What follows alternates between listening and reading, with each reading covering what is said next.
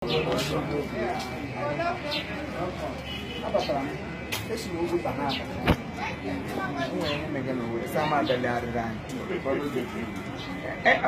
jet, all the private.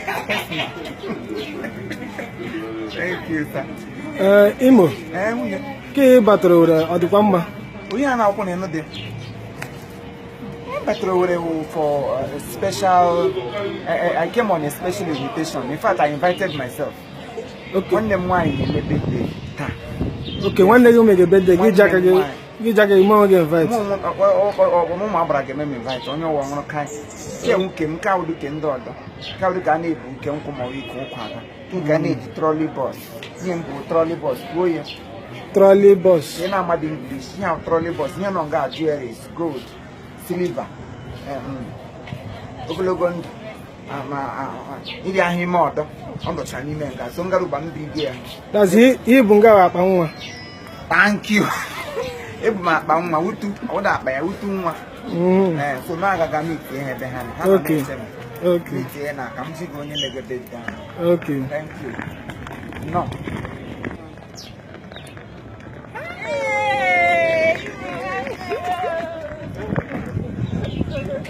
Okay, oh, happy birthday, happy birthday, happy birthday, happy birthday, happy birthday, happy birthday. Yes, our viewers, our fans, ever I'm on a Rose Life Hotel. Rose Life Hotel, as you can see, like I told you at the airport, that my sister's birthday is today, and a special person at that, or anyhow sister. When I mean a sister, I mean my sister.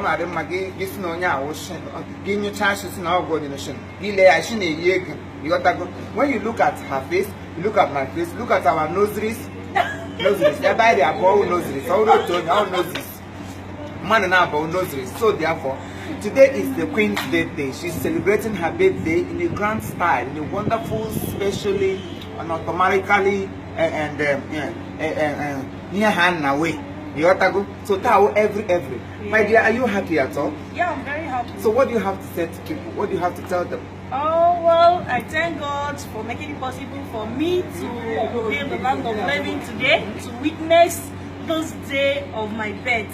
I'm very grateful to God. And to my dear viewers, I wish you all what I wish myself, and I pray to God to make you live to see your own day in Jesus' name. Amen. Yes, and you have heard from the celebrants.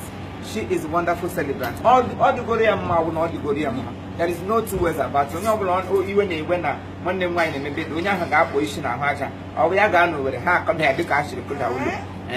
So that birthday, so we are all happy. I left Abuja this morning for this very celebration, and I'm here today celebrating my sister because she's worth celebrating. It's not only celebrating her birth, I'm celebrating her success, I'm celebrating her newborn baby, I'm celebrating her husband, I'm celebrating her marital status, I'm celebrating every good thing that has to do with her. And as we celebrate her today, God will bless her the more. This is just the beginning.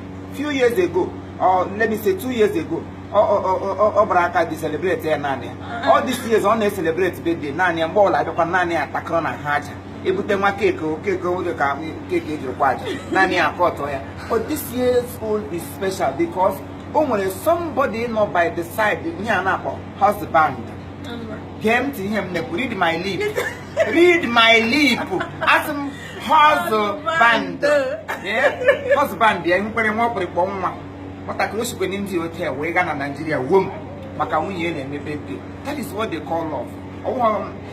Get from one month, get an elo like the gaffy digging a sharp back. No digger got a year young pastor. People say, you Lord, you take it, but hear the proudness of your husband. Yes, stick it up with him, money last. It will they last, not they will let us one hour. So very, very, husband. Yeah, we deal with the one thing, much, but all the broke.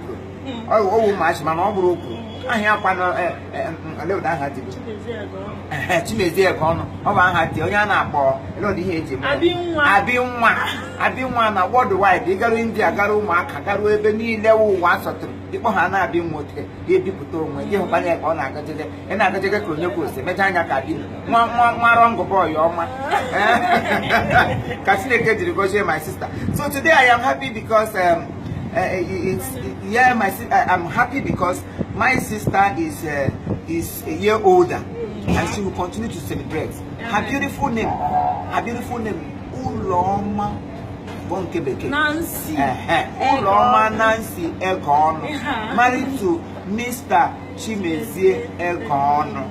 So if we are not, keep away because what is ours is ours.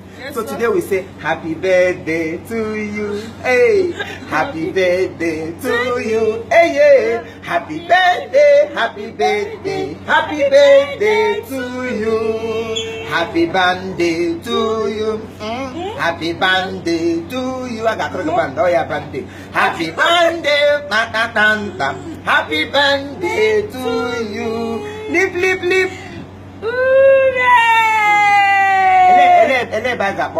After this birthday, oh, it's South Russia, it's US. Thank you very much. Thank you very much. Everything is happening here today, happening live. We're gonna drink, we're gonna have fun, we're gonna dance. You know, so many good things will happen to us today. Don't forget, it's Oloma's birthday. Don't mix it. Don't miss it. Don't miss it. Bye bye. Bye bye. Dang it.